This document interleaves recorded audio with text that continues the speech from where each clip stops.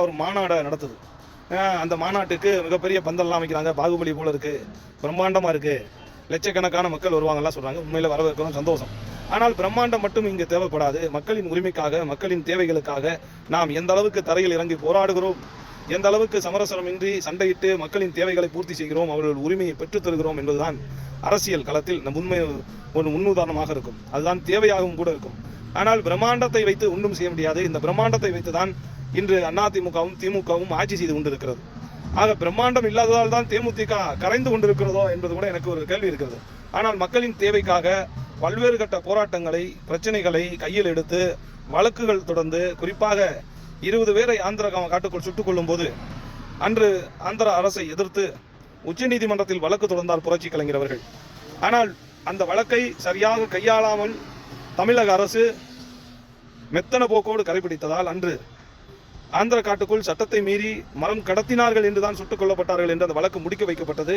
அதை ஞாபகத்தில் கொள்வது ஏனென்றால், பல்வேறு கட்ட அரசியல் களத்தில் நாங்கள் போராட்ட களத்தில் எடுக்கின்ற முயற்சியை தமிழக அரசும் தமிழக அரசியல்வாதிகளும் மெத்தன போக்கோடு கையாண்டு பல்வேறு கட்ட பிரச்சனையை தேமுதிக கொடுத்தது போது கூட காவேரி மேலாண்மை வாரியத்தை அமைப்பது, நிச்சயமாக குடிநீரை விற்பது, மண்களை கடத்துவது, பேருந்து நிலையங்களில் சரியான வசதி இல்லாதது, பேருந்துகளை சரியாக இயக்காதது, அதன் உதவி பாகங்களை வாங்குவதில் முறைகேடு, பாலில் முறைகேடு என்று பல்வேறு கட்ட பிரச்சனைகளை தமிழக அரசுக்கு எதிராக எடுத்து ஒரு முன்னுதாரணமாக தேமுதிக அரசியல் களத்தில் நின்றுச்சு.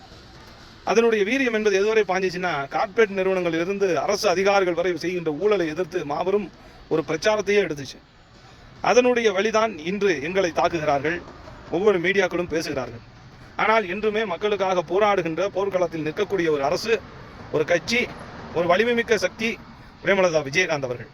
அவர் எடுத்திருக்கக்கூடிய சட்ட புத்தகத்தினுடைய வழிகாட்டுதன்படி 2005 தேர்தல் அறிக்கையில் பல்வேறு கட்ட மக்களின் தேவைகள் பயன்பாடுகளை கருதி அந்த அறிக்கை வந்தது.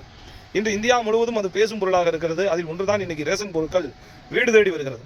நான் இதை ஏன் சொல்றேன்னா, இது வரும்போது சீமான் அவர் சொன்னார், ரேஷன் பொருட்களை வீடு தேடி கொடுப்பது ஒரு கொள்கையாடா அப்படின்னாரு.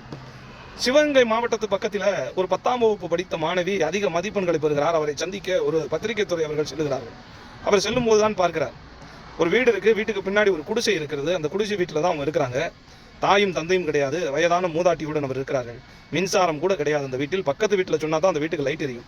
அந்த பிள்ளையினுடைய சீருடையிலிருந்து, உடைகளிலிருந்து, புத்தகத்தை வரைக்கும் ஒரு கோழிக்கூண்டு, அந்த கோழிக்கூடுல அந்த பைக்களை எல்லாம் வைத்துவிட்டு அந்த குடிசை வீட்டில் போவோம். மழை வந்தால் ஏதேனும் ஒரு திண்ணையில் போய் தஞ்சம் பூந்து கொள்வார்களாம்.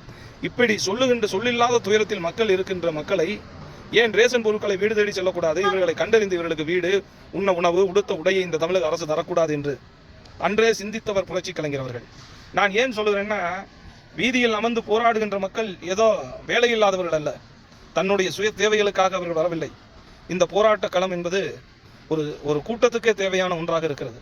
உண்ண உணவும் உடுத்த உடையும் இருக்கும் இடமுமே பிரச்சனையாக இருக்கும்போது சமூகத்தில் அரசியல்வாதிகள் எப்பேற்பட்ட போக்கை கையில் எடுக்கிறாங்கன்னா, மேகத்தில் மழை வருவதற்கு குளிர்ந்த தேகம் தேவை, அதை போல மக்கள் ஓட்டு போடுவதற்கு 500 ரூபாய் என்ற குளிரை கொடுத்து மேகத்தினுடைய துளிகளை பெற்று இன்று ஆட்சி அரியணையில் ஏறிவிடுகிறார்கள். ஆனால் நான் என்ன சொல்றேன்னா, மேகங்களுக்கு 500 ரூபாய் அந்த குளிர் தேகம் மட்டும்தான் தெரியும். அது எங்கே வறண்டு கிடக்கிறது, யாருக்கு நீர் தேவை என்பது அதுக்கு தெரியாது.